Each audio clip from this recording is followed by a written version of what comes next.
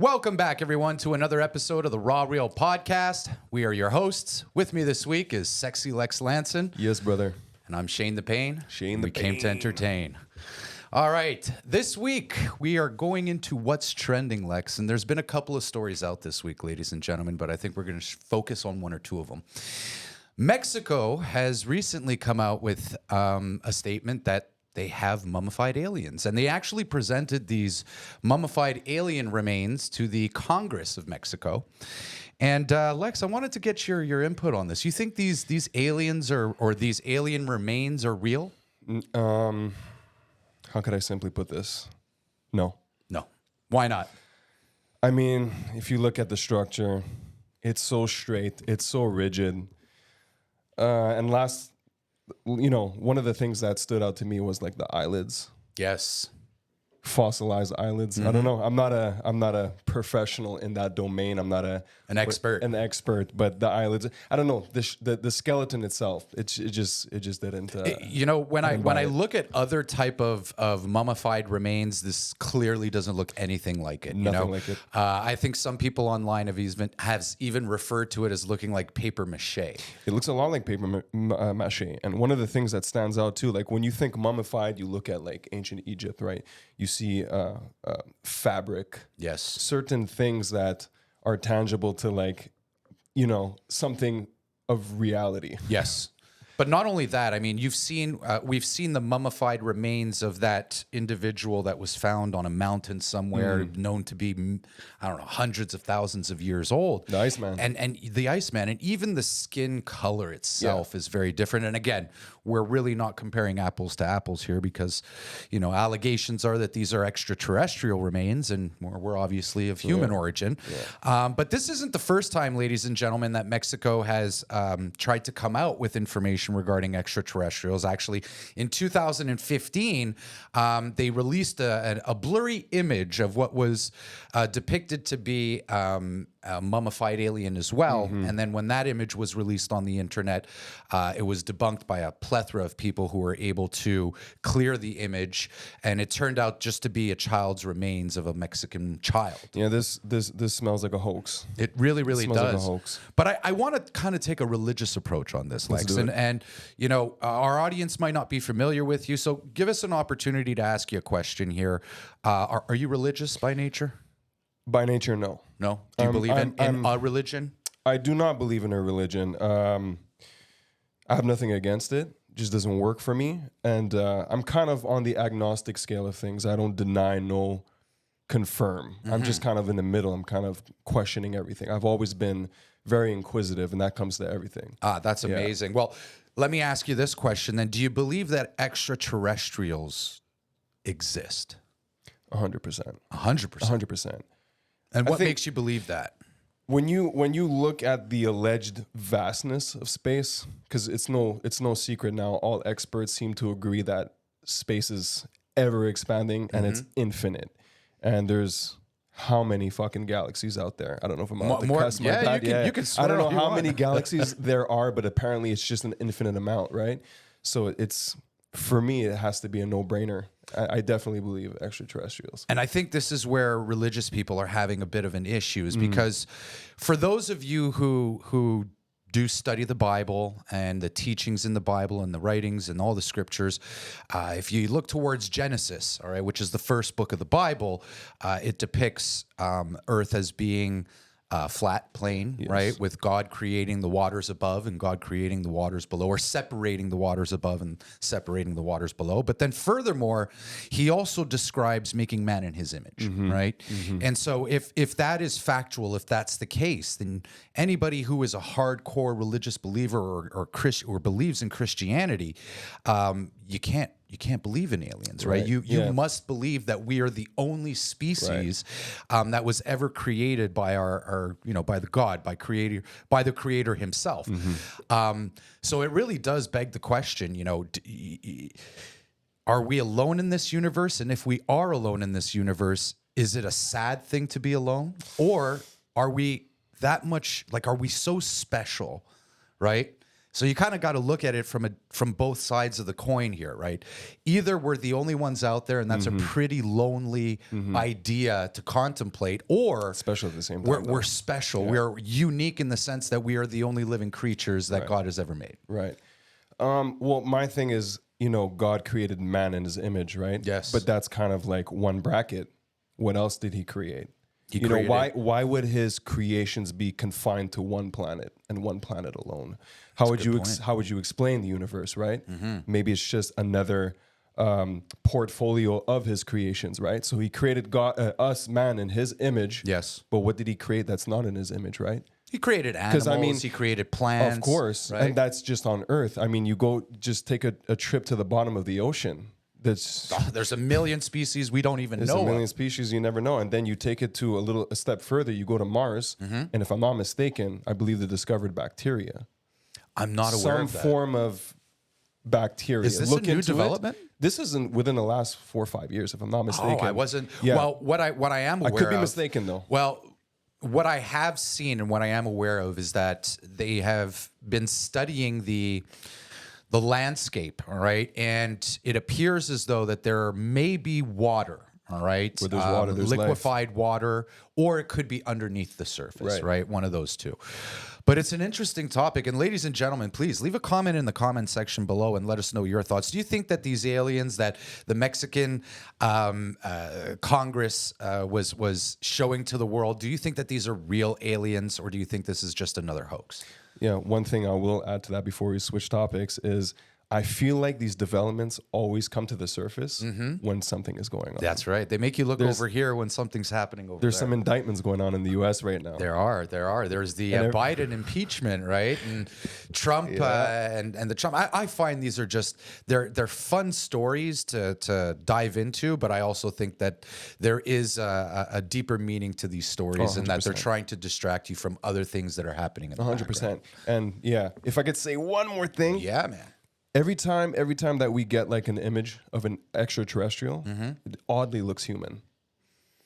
There is speculation, all right, Lex. There is speculation that I think I know where you're going. these are human beings from the future, right? And they've come back in time to either alter past events, right?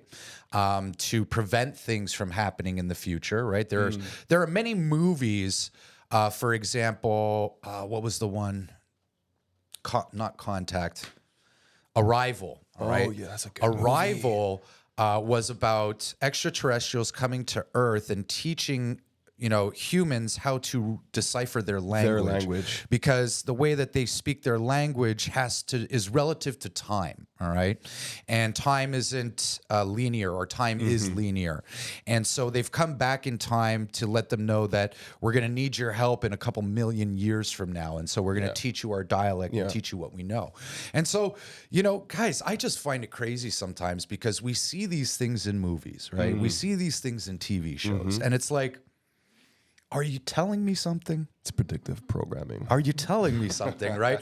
Are you telling me something so that I won't react to it when it actually happens? And to be quite honest with you, Lex, we're going to be diving into a topic later on this evening in our show, ladies and gentlemen, that has to do with time travel. Oh, juicy. And there are some really, really interesting developments as it relates to that story. But moving on to the next topic, ladies and gentlemen, it's pet peeves. It's the therapy session of our show. And Lex was so kind enough to come up with his own topic this week. What was that? Lex, I actually forgot. the one way.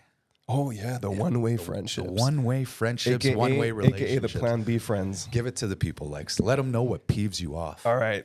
One of my top pet peeves are one-way friendships. And what I mean by one-way friendships is I'll give a little anecdote, but I have a friend that I grew up with. We went to high school. Still friends to this day. We don't see each other that often, work, families, responsibilities. But it always works out like this. Hey, how you doing? Good. Want to do something? Yeah, sure, let's do something. All right, I'll see what I got coming up, and if anything happens, I'll give you a call. All right. Why'd he give you a call in the first place? Why'd you give me a call in the first place? Was he looking for a favor? Was he looking for a favor? He's looking for something. He's weighing out his options. They're weighing right? out their options. I realize that's what they're doing. So, and it's annoying. How else does that make you feel? I mean, considering the fact that this is a relationship that you've had with this person for quite a fair bit amount of time, right? Now Yeah. that your relationship has kind of evolved to, you know, a very, very cosmetic type of relationship, you know? You know, the older I get, the less offended I get by these situations, because I'm in a place in my life right now where like I have less fucks to give. And also, you know, you want to go out, you want to do something, you want to engage in some type of fashion, let's do it. But at the same time, if plans fall through, I'm good at home. I'm all right. I got my wife there, I got my kids there. You enjoy the company that I'm you're in. good. I'm good. You know, I do have similar experiences with this, ladies and gentlemen. But one thing I've come to realize, or I've come to accept, is that certain people were meant to be in your life for certain chapters of your life, right? And I had difficulty with one of my friends where, you know, we were really close. We had been through some traumatic experiences, not with one another, but, you know, we were there to support one another through those traumatic experiences. And one day the person just fell off the face of the earth. I mean, they stopped replying to text messages. They stopped answering phone calls. They, you know, had very little to say and didn't call back or didn't respond. And I was offended by this, to be quite honest with you. It's because I had gone through some significant moments in my life that person had helped me Some with. milestones. Yeah, man. And I question whether or not I may have be somewhere else today if it wasn't for that person, right? Yeah. And so it impacts me very much because they played such a huge role at that time. And then to just fall off the face of the earth, I kind of felt offended, but at the same time, I was also asking myself, what's this person going through that they're shutting themselves off? Because this was a friend that was, you know, part of a larger group of friends, right? And I'm not larger. We were 5-6 boys, you know? But he was one of the main components. Absolutely. He was one of the main components. And for whatever reason, you know, I started to feel like maybe he needed someone to force themselves in a position to provide help to him. So when I hadn't heard from him for quite some time, I waited for him to get off the bus. You know, I parked on the side of the street and I said, you know, maybe the guy just picked up and left, you know, but I waited for him to get off the city bus. And I said, what's going on, man?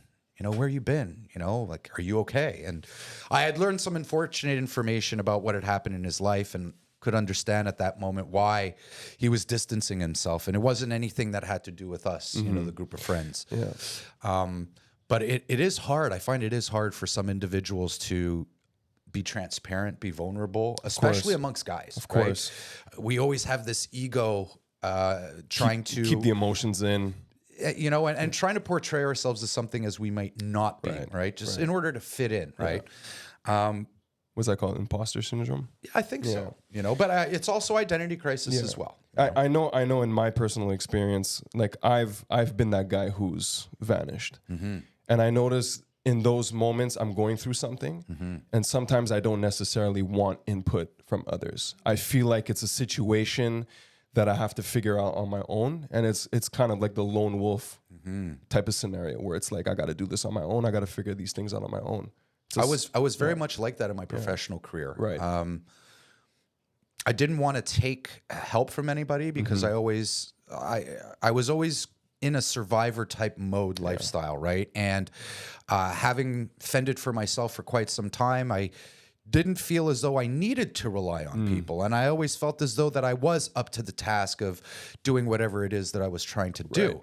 But later on in my life, I realized that the best thing that I could have is an ear, right? Is a friend to call and say, hey, I'm not doing really well. And that's a big step. That's a hard thing to do. It's a hard thing to do, man. But, you know, to have a friend that you could say, I'm not doing well.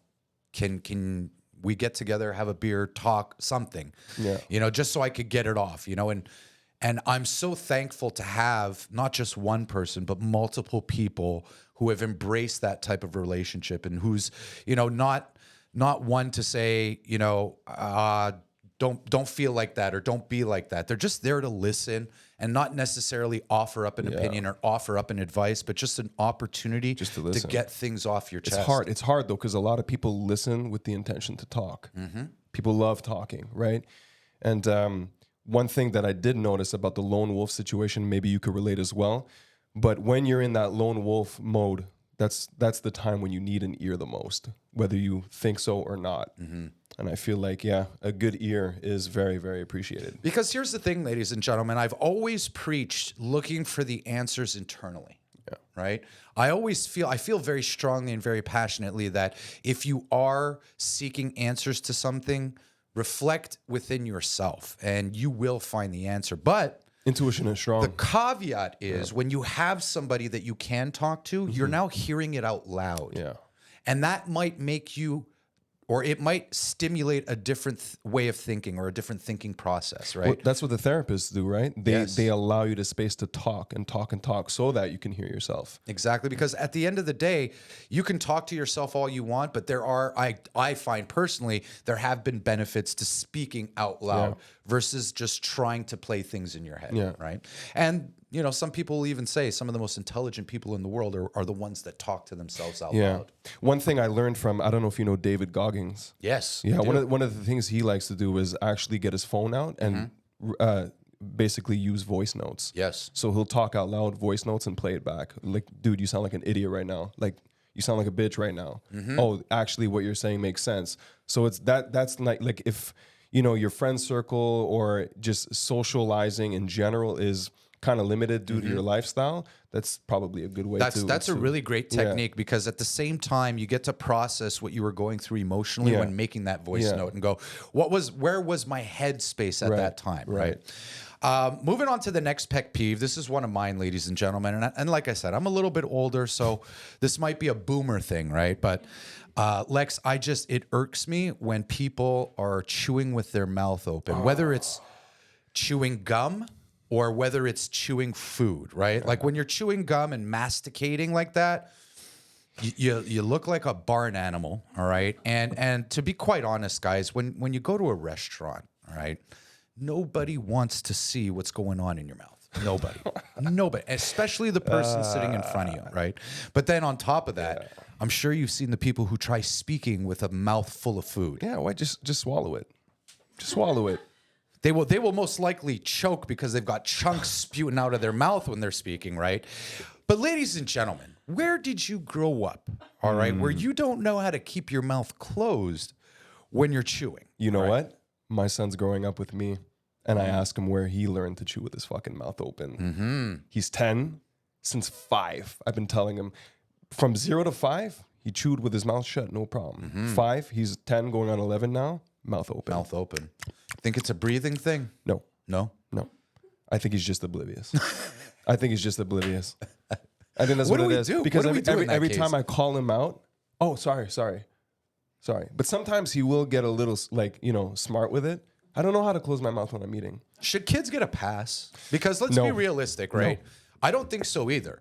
I don't think kids should get a pass. I think if anything, this is the time where you should be teaching kids manners, You right? could be a little lenient and Yes. understanding. Yes. But I mean, imagine your son's doing this in your house in front of you, right?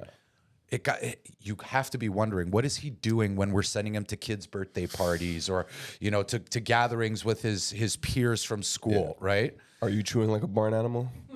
You're representing my family when you leave the house. Chew You with know your mouth what I shut. mean? Do you know what? I don't think these children understand the legacy that you're trying to leave, all right, on this earth through your son, all right? And it might be putting a bad light on you. But this is another way I see it too. Is like I'm trying to raise him to eventually be like a good man, right? I want some grandkids. Of course. That means you're going to be going on dates. Don't limit your Am I going to your get am I going to opportunities. get some grandkids with you chewing your mouth like that?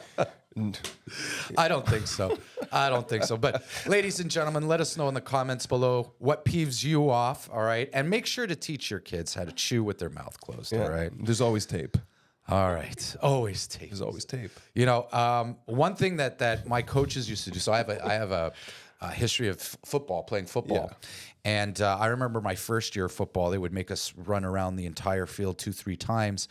One of the things they taught us, though, was to jog and run with your mouthpiece in your mouth, with your mouth closed, and learn to breathe through your nose, right? Because effectively, that's what you're supposed to be doing, is breathing through your nose. Your The body's most filter. intake of oxygen comes from there. So I've always chewed with my mouth closed. And you're filtering the air. Yeah, but I invite you to slap me if ever I'm sitting at your table and I'm chewing with my mouth open. That you get a hall pass for that. All right, I'm giving you consent.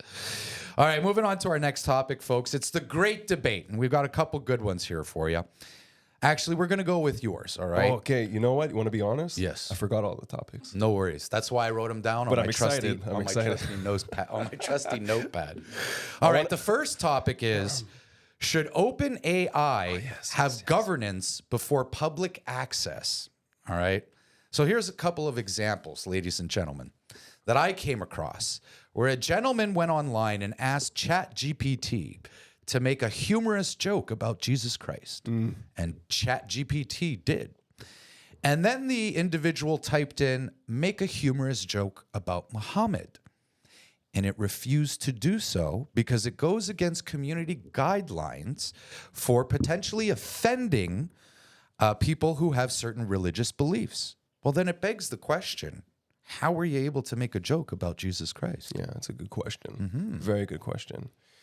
As far as it being governed, I think it already is to a degree. Just in that aspect, it clearly has biases. Because another individual did the same kind of test, but this time it was with Trump and Biden. Yes. So he asked it to write, something, a praiseful poem about Trump, and it wouldn't do it. It wouldn't do it. But it would do it for Biden. So it's clearly being watched. It clearly has biases, and I think that's a problem. So I'll open up your mind to perhaps an alternative explanation. So AI is constantly learning through human behavior over the internet, right? But because there have been governments that have colluded with social media, all right, and that have certain influence over information published over the internet and have the ability to censor information, it would appear that, a lot of the content that people are accessing on the internet is left-leaning on the political spectrum. So appears that way. when you've got OpenAI that's been introduced to the public during a time where internet and things on the internet were being scrutinized by one political party, right?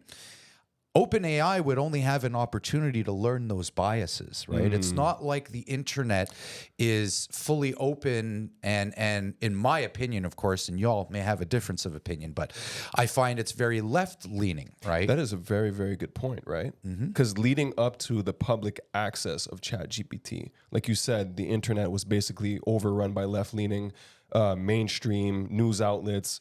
So the narrative was very much left-leaning, right? Anything that had to do with the right was basically tarnished and labeled a bad guy. Correct. And that's how ChatGPT, if I'm not mistaken, works. It basically scours the internet for all information. It learns. And if all the information is being doctored, edited, or has biases, then yes, the ChatGPT will automatically by default have a bias. And that's scary. That's scary because in information, the fact that we're all able to access information, it's a beautiful thing. But when it starts to get in a domain where it's tampered with and doctored to maintain a certain narrative, that's the scary part. It is. That's the scary part. It is because it brings into question freedom of speech, right? And of course, I think that there should be some legislation to omit certain language, all right, when it comes to hate speech or when it comes to content that is surrounded around hate speech or topics related to that. I think that should be restricted, right? I don't think that people who make that kind of content should have a platform, right? No. And that's where I'll agree with the governance. But I feel like you're 100% right in that it is completely biased because, at the time when it was being introduced to the public, to the greater public, there were certain controls behind social media and mainstream media, and therefore it's really not learning based off of all human experience. That's right.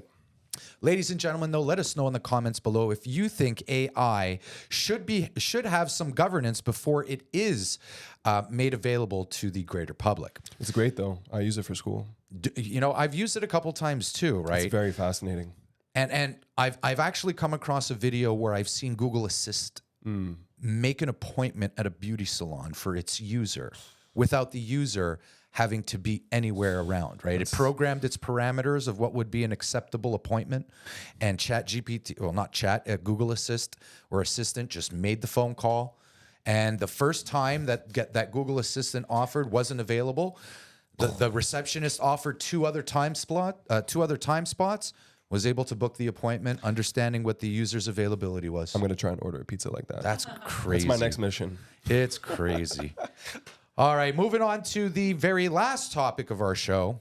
It is conspiracy talk. Oh yeah. All right, and I think I've got a good one. It's time travel, ladies and gentlemen. Now, there've been a lot of stories that we've been seeing on the internet lately, all right, of people making the claim that they're time travelers, all right, that they're from the past or that they're from the future. Bullshit.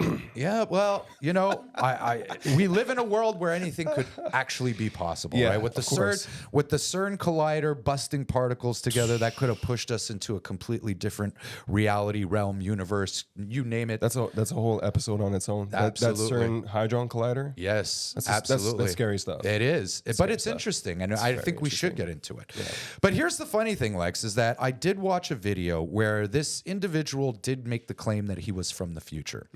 And he did say that in September, the United States would witness a Category 6 hurricane. Oh yeah, on September 23rd. Actually referring to I thought it was the last hurricane, not the Right. one that's happening right now, but the one before that, which was a Category 5. That's right. Right. But then in addition to that, the gentleman went on to say that in 2028, aliens will present themselves to humanity. Let's go. And eventually will be implanted with a chip. Everybody on the world will be implanted with a chip called the One. And there will be a one world governance. All right, a one world, new world order. And here's another one. All right, this past Monday, guys, I'm an avid football fan. I love football. If you can tell, I'm wearing my Buccaneers baseball cap today. But there was a gentleman on Monday, Lex, that wrote a tweet early in the day that said, Aaron Rodgers is going to tear his Achilles tendon in his first game with the Jets. And he did. Within the first 4 plays, he tore his Achilles tendon. Now, you try and find that tweet. His account has been banned. Why? Is the NFL a script or is time travel real? Oh man. Oh man. And then you hear stories about planes disappearing and then reappearing years later. Where did you go? That is very interesting. Isn't it? The Aaron Rodgers thing. Isn't it? As soon as you said it, my brain pieced together those events, and I was like, "Holy shit!" You know? How would someone know that But you unless... know what? A lot of people have been saying NBA, NFL are scripted. Listen, I played football for 15 years. All right, I played contact football for 15 years. I don't know how you could script a game. You know, unless, of course, you're paying the refs and the refs are making calls. But I mean, when it comes to fumbles, when it comes to interceptions, when it comes to... There's too many variables. There's too many variables. There's too many players, you know, and basketball, I don't know. I love the sport as well, not as much as I love football. But again, I think there are still too many variables, right? And I mean, how could Aaron Rodgers agree to tearing his Achilles tendon? That is wild. And you know, And you can see it. Sorry to cut you off, but you could see it in the replay where the calf reverberated from the tendon detaching from the bone. I mean, some people might not really see it because it's subtle, but if you know where to look, you can tell something happened. That's juicy. How do you script that? Yeah, you listen. To make this brief again, once again, tennis fan. There was a Russian player back in the day by the name of Nikolai Davydenko who got caught, losing matches intentionally. Yes. To take some money. You watch those matches. It's not very evident. Even with all the variables in tennis, you know tennis is a game of inches, right? Yes. But, you know, to backstep a little bit, when it comes to time traveling, this is a theory that has been around for a long, long time. Sometimes you see, you know, those photos from the 1900s, the late 1800s of like people who look like fucking Keanu Reeves or Nicolas Cage or John Travolta. Or right? people in old pictures who are wearing current period clothing. Right. right? Right. So that they can easily distinguish themselves from the people in the photo, right? Yes. And another thing that I could say as well, to dial it back, you were talking about how movies seem to have like an edge on this type of on the type of events that take place on Earth, right? And the first thing that came to mind with this segment was James Cameron's Terminator. Yes. Right? Because excuse me, he was on point with AI. He was. Look at how AI played out in that movie. Is he telling us something? Maybe it's not going to be a cataclysmic event, but AI is definitely going to be a problem in some shape or form, right? With deep fakes, with that type of shit. But also the other thing is the big element of Terminator was time travel. Yes. You know Coming what I mean? back in time. Coming back in time. So I mean, you nailed the AI. Then there's the time travel, and this James Cameron dude seems to be privy to a lot of information. Are we living in the Matrix? I don't know. Is this just a movie playing out in front of our eyes? Then you mentioned CERN, right? Which apparently people are saying, one of the results that could take place with hadron colliders, Yes. is a Mandela effect, So which we seem to be having a lot of these days. we talked about. Well, we didn't talk about this. I had this talk with Tony an episode before you came on, and wild. it is crazy stuff, guys. Like it's and what you're referring to is that because you're busting particles at such a fast pace. People are speculating that it's literally created a new reality. If you've ever watched the show Loki, it talks about branching off into different timelines. Yeah. And so now we're seeing things like, all right, let's just do it again. The Monopoly Man. The Monopoly Man. Does he have a monocle or not? I grew up, he had a monocle. All right. I grew up, he had a monocle. Doesn't have a monocle. Fruit Loops. How do you spell fruit? Oh, man, on the box, what was it? Was it double O? Growing up, I don't know. Was it double O? For me, growing up, it was Fruit, but now it's Froot with the two loops. What's another one? Let's see. I want to provide a good one. I know there here. was Queen, We Are the Champions. Well, that's how I remember it. The song ended, of the world. Yes. And now it's gone. Now it's gone. I remember that. I remember that. All right. Are you a fan of Star Wars movies? I love Star Wars. All The right. original. The original three. Is it Luke, I'm your father, or no, I'm your father? Luke, I'm your father. It's no, I'm your father. I saw that clip and I was there replaying it. I got to bust out my old Star Wars DVDs. I got to run it back. I've done the research, ladies and gentlemen. And all right, one more. And then we're going to wrap it up this evening. Fruit of the Loom. Do you ever remember the logo With a bunch of fruits. with a cornucopia behind it? Cornucopia, ladies and gentlemen, is like a basket, a wooden that woven cone-shaped basket. Correct. I believe there was. I know there was a bunch of fruit. Yeah. Apparently there wasn't.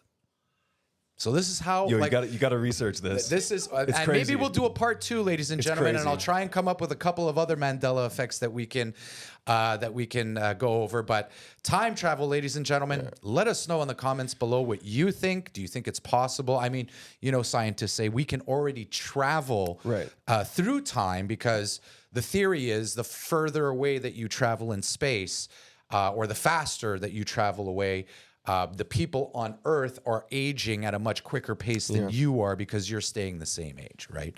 But let us know in the comments below what you think. And ladies and gentlemen, of course, if you like what we do, make sure to like, share, and follow our content.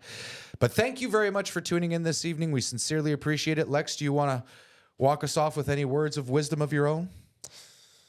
The Mandela effect. The Mandela effect. Research it. Your mind is going to be blown. Trust me. Blown. Thank you very much, ladies and gentlemen, for joining. We sincerely appreciate it. Have yourselves a wonderful weekend.